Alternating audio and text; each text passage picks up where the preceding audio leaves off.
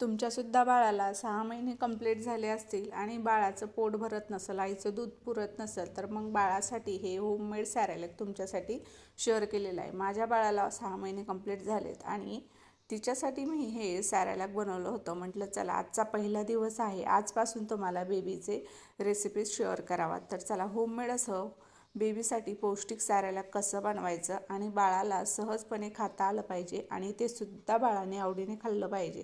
तुम्ही बघितलंच आहे, बाळ माझा हात धरून खात आहे, म्हणजे बाळाला किती आवडलं. आणि आजचा तिचा हा पहिलाच दिवस होता बरं का. तिला 6 महिने कंप्लीट होऊन 15-20 दिवस झालेले. त्यानंतर मी सुरुवात केली. अगोदर तुम्हाला सांगते पाणी वगैरे देत होते तांदळाचं डाळीचं, पण आज तिला सॅरेलॅक सुरू केलेलं आहे. तर हे सॅरेलॅक कसं बनवायचं घरच्या घरी आपण बघूयात. तर बाळ बघू शकता तुम्ही, सहजपणे खाऊ शकते. आता हे सॅरेलॅक आपल्याला पाहिजे तसं बनवता येतं, पातळ घट्ट, आणि हे बाळाच्यानुसार बनवावं लागतं. काही बाळांना खूप पातळ लागतं, काही बाळांना थोडंसं घट्ट आवडतं. तर चला बघूयात झटपट अशी सॅरेलॅकची रेसिपी. तर त्यासाठी आपल्याला लागणार आहे तांदूळ आणि मुगाची डाळ. तर तांदूळ आणि मुगाची डाळ अगोदर स्वच्छ धुवून घ्यायची आहे आणि पटकन धुवायची, जास्त वेळ पाण्यामध्ये ठेवायचं नाही, नाहीतर डाळीत आणि तांदळामध्ये पाणी मुरतं आणि मग त्याची चव लागत नाही. त्यामुळे झटपट तांदूळ आणि डाळ धुवायची, फॅनच्या हवेला सुकवा किंवा उन्हामध्ये अर्धा 1 तास जरी सुकवून घेतले तांदूळ तरीसुद्धा चालतं, कारण आपण हे नंतर भाजणार आहोत, त्यासाठी ते पूर्णपणे सुकवले जातात. तर मी हे डाळ आणि तांदूळ अगोदर स्वच्छ धुतले, सुकवून घेतलेले आहेत. तर इथे मी हे तांदूळ जे आहेत ते तुम्ही रॅशनचे किंवा मग तुमच्या आवडीचे एखादे कुठलेही असो ते सुद्धा वापरू शकतात. तर मी इथे इंद्रायणी तांदूळ वापरलेले आहेत. इंद्रायणी तांदूळ बाळ हे आवडीनं खातं आणि त्याला थोडासा मस्त असा सुगंध असतो. त्यासाठी मग हे तांदूळ असेल तर हेच वापरा किंवा मग तुमच्याकडे जे आहेत ते किंवा रॅशनचे सुद्धा वापरू शकता. तर चला डाळ आणि तांदूळ दोन्ही मी कढईमध्ये टाकलेलं आहे. आता याला छान भाजून घ्यायचं आहे, लाल होईपर्यंत भाजायचं नाही बरं का. असं छान मस्त 10 ते 5 मिनटं मस्त कडकडीत गरम होईपर्यंतच भाजायचं. तर तुम्ही म्हणत असाल ही डाळ लाल लाल कशी दिसते, तर ही मुगाची डाळ आहे आणि घरी भाजलेली आहे, म्हणजे मुगं भाजून डाळ बनवलेली आहे, घरची आहे म्हणून ती अशी दिसते. तुम्ही इथे रेडीमेडची जी पिवळी डाळ दिसते ती सुद्धा वापरू शकता, पण ह्या डाळीने काय होतं, हे सॅरेलॅक अजून चविष्ट लागतं म्हणून मी घरची भाजलेल्या मुगाची डाळ वापरलेली आहे. चला मग आपलं मस्त हे तांदूळ आणि डाळ भाजलेलं आहे. गॅस बंद करून घ्यायचा आणि कमीच गॅसवर भाजायचं बरं का. भाजून झाल्यानंतर मस्त हे डाळ तांदूळ थंड करायचे आणि मिक्सरला होईल शक्य तेवढं बारीक पावडर बनवायचं. आता शक्य होईल तेवढं म्हणजे रव्यापेक्षा थोडंसं बारीक हवं आहे. हे बघा अशा पावडरमध्ये बनवून घ्यायचं, जसं की आपण गव्हाच्या पिठापेक्षा थोडंसं बारीक.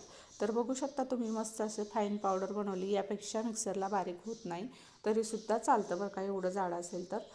तर आता हे पावडर बनवून घेतलं आहे. एक वेळेस गाळणीने गाळून घ्या, म्हणजे त्यामध्ये थोडेफार राहिलेले जे डाळीचे तांदळाचे तुकडे असतील ते निघतात. आणि मग असं पावडर बनवून हवाबंद भरणीमध्ये आपल्याला हे भरून घ्यायचं आहे. काचेच्या किंवा प्लॅस्टिकच्या याच्यात ठेवायचं, म्हणजे हे 1 महिना पावडर टिकते बरं का. पण आपण 15 दिवसाचं, 20 दिवसाचं, महिन्याचं असं बनवायचं, जास्त दिवसाचं बनवायचं नाही, कारण लहान बाळांना पाहिजे असतं. आता हे पावडर बनवायचं कसं बघा, म्हणजे हे सॅरेलॅक बनवून झाल्यानंतर, म्हणजे पावडर बनवून घेतल्यानंतर सॅरेलॅक कसं बनवायचं ते बघा. तर सगळ्यात अगोदर पाणी गरम करायला ठेवायचं. आता तुम्हाला किती क्वांटिटीमध्ये हे बनवायचं सॅरेलॅक त्यानुसार. आता एवढ्या पाण्यामध्ये मी अर्धा चमचाच हे पावडर घातलेलं आहे. तर पाण्याला जास्त उकळी येऊ द्यायची नाही, थोडंसं सोमक पाणी झालं की हे सॅरेलॅकचं पावडर टाकायचं आणि चमच्यानं मस्त ढवळून घ्यायचं. जास्त कडक पाण्यात तुम्ही हे टाकाल तर याच्या गुठळ्या बनतील आणि बाळाला मग खाता येणार नाही. आता थोडंसं बाळाला स्पायसी असेल तरच बाळाला हे सॅरेलॅक खाता येतं. जास्त घट्ट बनवलं तर बाळाला असं खायला इझिली येत नाही, त्यामुळं थोडंसं असं एवढं स्पायसी बनवलं तरीसुद्धा चालतं. माझा पहिला दिवस होता, माझ्याकडून थोडंसं घट्ट झालं, पण मी आता थोडंसं स्पायसीच बनवते, म्हणजे ती खूप आवडीने खाते.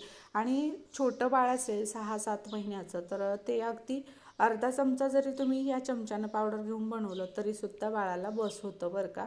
तर आता हे असं छान घट्ट होत आलं की 2 ते 3 मिनटं छान वाफ येईपर्यंत प्लेट झाकून ठेवायची, म्हणजे हे जे पीठ आहे ते चांगल्या प्रकारे शिजून निघतं आणि बाळाला काही त्याचं इन्फेक्शन इफेक्ट होत नाही.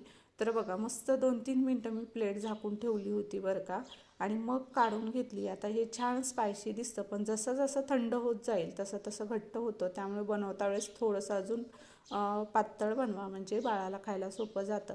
आता यामध्ये मी मीठ वापरलेलं नाही, तुम्हाला वापरायचं असेल तर वापरा, पण असं म्हणतात की लहान बाळांना मीठ द्यायचं नाही. आता हे मलासुद्धा माहिती नाही, तुम्हीच मला कमेंटमध्ये सांगा की द्यायचं की नसतं आणि किती द्यायचं हे मला माहिती नाही. त्यामुळे मी अजून वापरलं नाही, पण तिला खूप भूक लागते आहे, तिचं पोट भरत नाही, म्हणून मी हे बेबी सॅरेलॅक चालू केलेलं आहे. आणि त्यामध्ये अगदी नकळत 1-2 थेंब तुपाचे टाकलेले. तूपसुद्धा आता लहान बाळाला चालतं की नाही माहिती नाही, पण हे गाईचं तूप आहे म्हणून टाकले बरं का.